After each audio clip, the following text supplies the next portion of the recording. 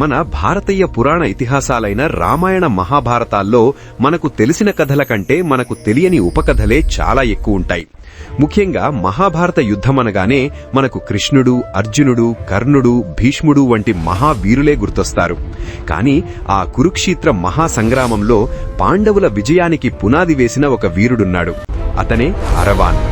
పాండవులు యుద్ధం గెలవడం కోసం తన ప్రాణాలనే పణంగా పెట్టిన త్యాగశీలి అతను. అంతటి గొప్ప వీరుడి కోసం సాక్షాత్తు ఆ శ్రీకృష్ణ పరమాత్ముడే ఒక ఆడదానిగా మారి అతన్ని పెళ్లి చేసుకుని ఒక భార్యగా అతని పక్కన గడిపి అతను చనిపోయాక ఒక విధవరాలిగా గుండెలు పగిలేలా ఏడ్చాడు అంటే ఆ వీరుడు ఎంత గొప్పవాడో అర్థం చేసుకోండి. అసలు ఈ అరవాన్ ఎవరు? అర్జునుడికి ఈ కొడుకు ఎప్పుడు పుట్టాడు? కృష్ణుడు మోహిని అవతారం ఎందుకెత్తాల్సి వచ్చింది? ఈ రోజుకి మన దేశంలో హిజ్రాలు ఈ అరవాన్లు తమ భర్తగా ఎందుకు పూజిస్తారు అనే ఆసక్తికరమైన, ఎవరికీ తెలియని రహస్యాలను ఈరోజు ఈ వీడియోలో మనం పూర్తిగా తెలుసుకుందాం. కథలోకి వెళితే, పాండవ మధ్యముడైన అర్జునుడు ఒకసారి తీర్థయాత్రలకు వెళ్లినప్పుడు నాగలోకానికి వెళ్తాడు. అక్కడ నాగరాజు కూతురైన ఉలూచి అనే నాగకన్యను చూసి ప్రేమిస్తాడు. వారిద్దరి అనురాగానికి గుర్తుగా పుట్టినవాడే ఈ అరవాన్. ఇతన్నే ఇరావంతుడు అని కూడా పిలుస్తారు. పుట్టుకతోనే అరవాన్ తన తల్లి దగ్గర నాగలోకంలోనే పెరుగుతాడు. తండ్రి పోలికలతో మహా అందగాడిగా, తల్లి పోలికలతో మాయాజాలం తెలిసిన మహా మాంత్రికుడిగా, గొప్ప విలుకాడిగా పెరుగుతాడు. సరిగ్గా అదే సమయంలో భూలోకంలో దాయాదుల మధ్య వైరం ముదిరి కురుక్షేత్ర యుద్ధానికి దారితీస్తుంది. పాండవుల వైపు కృష్ణుడున్నాడు, కౌరవుల వైపు మహామహా వీరులున్నారు. అయితే యుద్ధం మొదలయ్యే ముందు విజయం ఎవరికి దక్కుతుందో తెలుసుకోవడానికి పాండవులు జ్యోతిష్య శాస్త్రంలో దిట్టయైన సహదేవుణ్ణి అడుగుతారు. అప్పుడు సహదేవుడు లెక్కలు వేసి ఒక భయంకరమైన నిజాన్ని చెబుతాడు.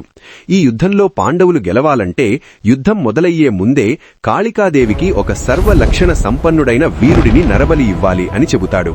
దీన్నే కళాపలి అంటారు. అయితే ఎవరిని పడితే వారిని బలివ్వడానికి వీల్లేదు. ఆ బలిచ్చే వ్యక్తికి శరీరం మీద ఎలాంటి మచ్చలు ఉండకూడదు. 32 సాముద్రిక లక్షణాలు ఉండాలి. గొప్ప వీరుడై ఉండాలి. పాండవ పక్షంలో మరియు కౌరవ పక్షంలో కలిపి ఆ అర్హత ఉన్నవారు కేవలం 3 మాత్రమే ఉన్నారు. వారి ఎవరంటే, 1 సాక్షాత్తు శ్రీకృష్ణుడు, 2 అర్జునుడు, 3 అరవాన్. శ్రీకృష్ణుడు ఎలాగూ దేవుడు, పైగా యుద్ధాన్ని నడిపించాల్సిన సూత్రధారి కాబట్టి అతన్ని బలివ్వలేరు. ఇక అర్జునుడు పాండవ సైన్యానికి బలం, అతను లేకపోతే యుద్ధమే లేదు. ఇక మిగిలిన ఏకైక వీరుడు అరవాన్. ఈ విషయం తెలిసి తన తండ్రి గెలుపు కోసం, ధర్మస్థాపన కోసం అరవాన్ తాను స్వయంగా బలి కావడానికి ముందుకొస్తాడు. కొడుకు త్యాగాన్ని చూసి అర్జునుడు చలించిపోతాడు. కాని ధర్మం కోసం తప్పదు. అయితే చనిపోయే ముందు అరవాన్ తన తండ్రిని, కృష్ణుణ్ణి చూసి ఒక వింతైన కోరిక కోరుతాడు. ప్రభువులారా, నేను రేపు ఉదయం చనిపోతాను. కాని నాకు పెళ్లి చేసుకోకుండా, భార్య సుఖం తెలియకుండా బ్రహ్మచారిగా చనిపోవడం ఇష్టం లేదు. నేను పెళ్లి చేసుకోవాలి, ఒక్కరోజైనా దాంపత్య సుఖాన్ని అనుభవించాలి. ఆ తరువాత సంతోషంగా చనిపోతాను అని అడుగుతాడు. అరవాన్ కోరిక న్యాయమైనదే. కాని ఇక్కడే అసలు సమస్య మొదలైంది. రేపు ఉదయం సూర్యుడు రాగానే చనిపోయే వ్యక్తికి తమ కూతురిని ఇచ్చి పెళ్లి చేయడానికి ఏ రాజు ముందుకొస్తాడు? ఏ తండ్రి అయినా తన కూతురు పెళ్లైన మరుసటి రోజే వైధవ్యం అనుభవించడానికి ఒప్పుకుంటుందా? ఎవరూ ముందుకు రాలేదు. అరవాన్ కోరిక తీరకపోతే బలివ్వలేరు. బలివ్వకపోతే యుద్ధంలో పాండవులు గెలవలేరు. పాండవులు దిక్కుతోచని స్థితిలో పడిపోతారు. అప్పుడు ఆ ఆపద్బాంధవుడు శ్రీకృష్ణుడు ఒక అద్భుతమైన నిర్ణయం తీసుకుంటాడు. అరవాన్ కోసం, ధర్మం కోసం తానే ఒక ఆడదానిగా మారాలని నిర్ణయించుకుంటాడు. విష్ణుమూర్తి గతంలో రాక్షసులను మోసం చేయడానికి మోహిని అవతారం ఎత్తాడు. కాని ఈసారి ఒక వీరుడి కోరిక తీర్చడానికి, ప్రేమను పంచడానికి మోహినిగా మారతాడు. శ్రీకృష్ణుడు అత్యంత సౌందర్యవతి అయిన స్త్రీగా మారిపోతాడు. ఆమె అందాన్ని వర్ణించడానికి మాటలు సరిపోవు. ఆ మోహిని రూపంలో ఉన్న కృష్ణుడు అరవాన్ను గాంధర్వ విధిలో వివాహం చేసుకుంటాడు. ఆ రాత్రి అరవాన్ మరియు మోహిని ఏకాంతంగా గడుపుతారు. కృష్ణుడు కేవలం రూపం మార్చుకోవడమే కాదు, మానసికంగా కూడా ఒక స్త్రీగా మారిపోయి అరవాన్ మీద ప్రేమను కురిపిస్తాడు.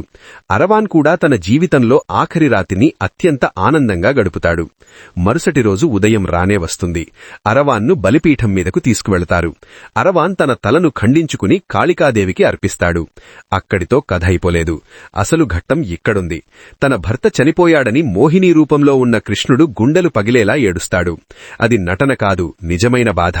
ఒక మామూలు స్త్రీ తన భర్తను కోల్పోతే ఎంతలా రోధిస్తుందో పరమాత్ముడు అంతలా రోధించాడు. తన చేతిలో ఉన్న గాజులు పగలగొట్టుకుంటాడు. మెడలో తాళిని తెంచుకుంటాడు. పువ్వులు తీసి తెల్లచీర కట్టుకుని విధవరాలిగా మారిపోతాడు. మారిపోతాడు. ఆ తరువాత మళ్లీ కృష్ణుడిగా మారిపోతాడు. ఇక్కడే మరో అద్భుతం జరిగింది. అరవాన్ చనిపోయే ముందు కృష్ణుణ్ణి ఇంకో వరం కూడా అడిగాడు. నా బలి వృధా కాకూడదు అని నేను చనిపోయాక కూడా ఈ కురుక్షేత్ర యుద్ధం మొత్తం నా కళ్లతో చూడాలి అని కోరాడు. అందుకే అరవాన్ తల నరికిన తర్వాత కూడా కృష్ణుడు ఆ తలకి ప్రాణం పోసి యుద్ధభూమిలో ఒక ఎత్తైన చోట పెట్టాడు. 18 రోజులు జరిగిన మహాభారత యుద్ధం మొత్తాన్ని, భీష్ముడి పతనాన్ని, కర్ణుడి మరణాన్ని, చివరిగా పాండవుల విజయాన్ని అరవాన్ తన తెగిన తలతోనే ప్రత్యక్షంగా చూసి ఆనందించాడు. ఇక్కడే మరొక ఆసక్తికరమైన విషయముంది. యుద్ధం పూర్తయ్యాక పాండవులకు కొంచెం గర్వం వస్తుంది. భీముడంటాడు, నేను దుర్యోధనుణ్ణి చంపాను కాబట్టి నేనే గొప్ప అని. అర్జునుడంటాడు, నేను కర్ణుణ్ణి చంపాను కాబట్టి నేనే గొప్ప అని. వీళ్ల గొడవ తీర్చడానికి కృష్ణుడు వాళ్ళని ఆ ఎత్తైన కొండమీద ఉన్న అరవాన్ తల దగ్గరికి తీసుకువెళ్తాడు. అరవాన్, నువ్వు యుద్ధమంతా చూశావు కదా, మాలో ఎవరు గొప్పగా యుద్ధం చేసి మమ్మల్ని గెలిపించారు అని పాండవులు అడుగుతారు. అప్పుడు అరవాన్ నవ్వి ఒక నిజాన్ని చెబుతాడు. పెదనాన్న, ఈ 18 రోజుల యుద్ధంలో నాకు మీరారెవరూ కనిపించలేదు. యుద్ధభూమిలో నాకు కేవలం 2 దృశ్యాలు మాత్రమే కనిపించాయి. ఒకటి శ్రీకృష్ణుడి చేతిలో ఉన్న సుదర్శన చక్రం మెరుపు వేగంతో వెళ్లి శత్రువుల తలలు నరకడం, 2 ఆ శవాల రక్తాన్ని మహాకాళీదేవి తాగడం. ఈ 2 తప్ప మీరు యుద్ధం చేయడం నేను చూడలేదు. ఈ విజయానికి కారణం ఆ కృష్ణుడే అని అరవాన్ తేల్చి చెబుతాడు. ఆ మాట వినగానే పాండవుల గర్వం అణిగిపోయి తాము కేవలం నిమిత్తమాత్రులమని అర్థం చేసుకుంటారు. అలా అరవాన్ బ్రతికున్నప్పుడు తండ్రి కోసం ప్రాణాలిచ్చాడు, చనిపోయాక సాక్ష్యం చెప్పి తండ్రి గర్వాన్ని పోగొట్టాడు. అరవాన్ చేసిన ఆ గొప్ప త్యాగానికి గుర్తుగానే ఇప్పటికీ తమిళనాడులోని విల్లుపురం జిల్లాలో కూవగం అనే ఒక గ్రామముంది. అక్కడ అరవాన్కు ఒక గుడి ఉంది. అరవాన్ను అక్కడి ప్రజలు కూత్తాండవర్ అని పిలుస్తారు. ప్రతి సంవత్సరం చిత్రగుప్త పౌర్ణమి రోజున అక్కడ 18 రోజుల పాటు భారీ ఉత్సవం జరుగుతుంది. ఈ ఉత్సవానికి దేశం నలుమూలల నుండి వేల సంఖ్యలో హిజ్రాలు వస్తారు. వీరందరూ తమని తాము ఆ మోహిని అవతారంలో ఉన్న శ్రీకృష్ణుడి స్వరూపాలుగా భావిస్తారు. అరవాన్ను తమ భర్తగా కొలుస్తారు. ఉత్సవంలో భాగంగా హిజ్రాలందరూ పెళ్లి కూతుర్లా ముస్తాగుపడి గుడిలో పూజారి చేత తాళి కట్టించుకుంటారు. ఆ రాత్రంతా అరవాన్ తమ భర్త అని సంబరాలు చేసుకుంటారు, పాటలు పాడతారు, ఆడతారు. కాని మరుసటి రోజు ఉదయం ఎప్పుడైతే అరవాన్ విగ్రహాన్ని ఊరేగింపుగా తీసుకువెళ్లి దాన్ని పగలగొడతారో అప్పుడు ఆ హిజ్రాలు చేసే రోదనలు చూస్తే గుండె తరుక్కుపోతుంది. అప్పటిదాకా ఆనందంగా ఉన్నవాళ్లు ఒక్కసారిగా తమ తాళిని తెంచుకుని, గాజులు పగలగొట్టుకుని, తెల్లచీరలు కట్టుకుని ఒక నిజమైన భర్తను కోల్పోయిన భార్యలాగా ఏడుస్తారు. కృష్ణుడు మోహినిగా మారిపడిన వేదనను తాము అనుభవిస్తారు. సమాజంలో ఎన్నో అవమానాలు ఎదుర్కొనే హిజ్రాలు అరవాన్లో తమ దేవుణ్ణి, తమకు దొరకని భర్తని చూసుకుంటారు. ఈ అరవాం కథ విన్నాక మీ మనసులో ఏమనిపించిందో కింద కామెంట్ చేయండి. ఇలాంటి మరిన్ని పురాణ రహస్యాల కోసం మన ఛానల్ని ఇప్పుడే సబ్స్క్రైబ్ చేసుకోండి. పక్కనే ఉన్న గంట సింబల్ని కొట్టడం మర్చిపోకండి. జై శ్రీకృష్ణ.